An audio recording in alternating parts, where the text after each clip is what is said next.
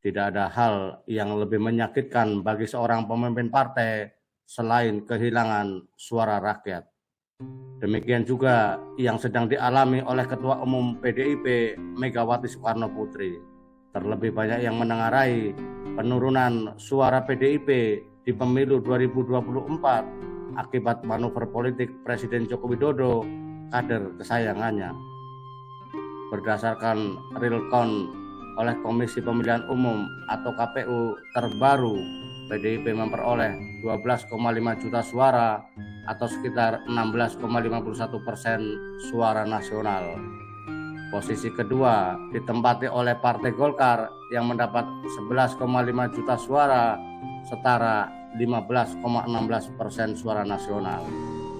Dipastikan perolehan suara PDIP di pemilu 2024 anjlok dibanding pemilu 2019, di mana saat itu PDIP memperoleh 27 juta suara lebih yang dikonversi menjadi 128 kursi di DPR. Bukan hanya anjlok dari sisi perolehan suara, ada kemungkinan perolehan kursi PDIP di DPR juga turun gratis.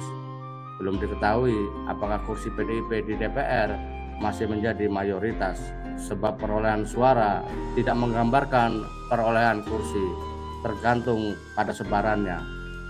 Sebagai contoh, di pemilu 2019, perolehan suara Partai Gerindra mengungguli Golkar. Namun, Golkar justru lebih banyak memperoleh kursi di DPR karena sebaran suaranya cukup merata. Jadi tidak menutup kemungkinan perolehan kursi PDIP di DPR pun akan kalah oleh Golkar, mengingat perolehan suara PDIP lebih terkonsentrasi di satu wilayah, yakni Jawa Tengah. Kita masih menunggu hasil akhir hitung manual KPU. Andai benar kursi PDIP tidak lagi mayoritas, maka PDIP akan kehilangan kursi ketua DPR yang saat ini masih diduduki oleh putrinya yang juga ketua DPP PDIP, Puan Maharani. Kondisi ini melengkapi kegagalan PDIP yang mengusung pasangan Ganjar Pranowo Mahfud MD di Pilpres 2024. Berdasarkan data sementara KPU, perolehan Ganjar Mahfud hanya di kisaran 16 hingga 17%, jauh di bawah perolehan Anies Rashid Baswedan, Muhaimin Iskandar, dan Prabowo Subianto Gibran Rakabuming Raka. Seperti diketahui, selama gelaran pemilu 2024, Jokowi tidak pernah berkampanye untuk PDIP maupun Ganjar Mahfud. Setelah merestui anaknya menjadi cawapres, Jokowi justru sibuk melakukan konsolidasi relawannya dan bagi-bagi bantuan sosial atau bansos yang diduga berkorelasi dengan peningkatan elektoral Gibran. Pertanyaan kita, mengapa Megawati masih diam? Guliran hak angket yang katanya sudah disetujui belum juga terwujud. Sepertinya belum ada perintah kepada kadernya di parlemen untuk mulai bergerak. Sikap Megawati tentu menimbulkan tanda tanya.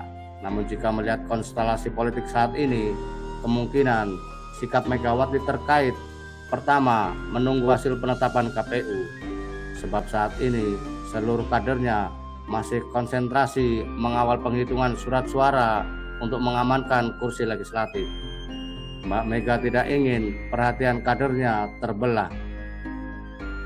Kedua, Megawati sedang berhitung kekuatan. Sebagai politisi yang telah malang melintang sejak Orde Baru, Megawati memiliki pengalaman empiris ketika berhadapan dengan penguasa, termasuk jika lawan menggunakan hukum untuk mengendus dalam tanda petik dosa kader-kadernya, seperti dalam kasus Harun Masiku yang masih buron dan korupsi BTS yang disebut-sebut melibatkan dalam tanda petik orang dalam.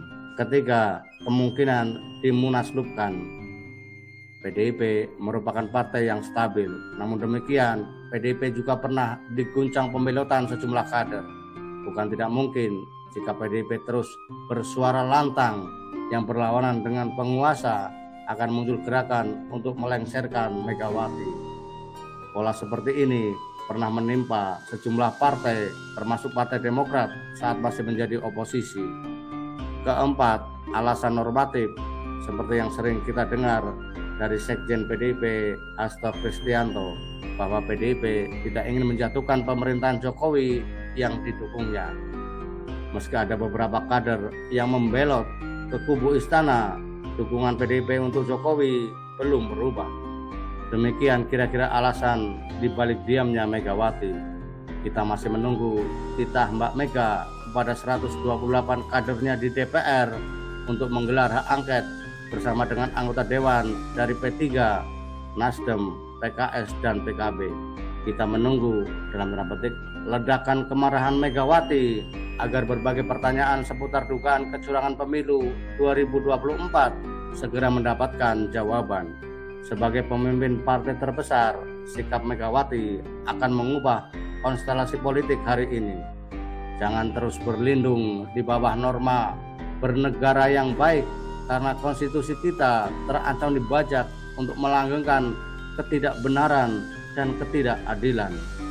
Inilah quote dari Chinua Achebe, sastrawan Nigeria yang juga tokoh sastra Afrika modern. Demokrasi yang berfungsi dan kuat membutuhkan pengikut yang sehat, terdidik, partisipatif, dan kepemimpinan yang berpendidikan serta berlandaskan moral.